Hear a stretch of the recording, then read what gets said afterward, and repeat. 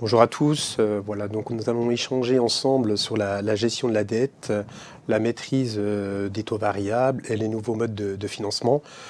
On est à un point critique où le cycle passé des taux historiquement bas est arrivé à son terme. On entre dans une configuration marché complètement différente. Donc il est intéressant et opportun aujourd'hui de se repositionner sur la stratégie d'emprunt de demain.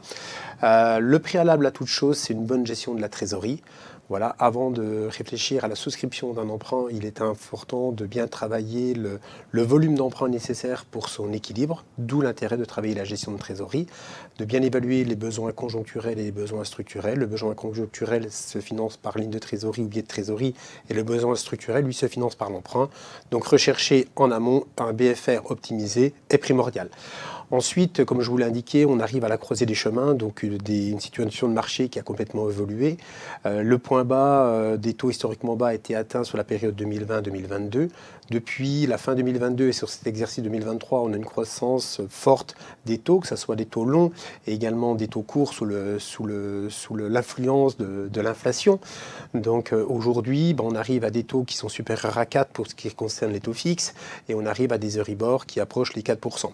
Donc le 100% taux fixe lors des consultations précédentes est terminé aujourd'hui. Il est important de retrouver un panachage entre taux fixe et taux variable.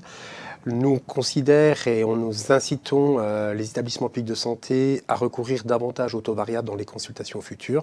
La raison, elle est simple, c'est que les taux variables suivent la politique des banques centrales européennes, à la différence des taux fixes. Si vous rentrez aujourd'hui un taux fixe à 4% ou à 4,5%, vous allez le garder dans votre dette pendant les 20 à 25 prochaines années. Si vous avez recours à un taux variable et que la politique des banques centrales, de la Banque centrale européenne s'assouplit, on va dire, à horizon 2025, vous allez voir votre taux diminuer sur des conditions financières beaucoup plus abordables.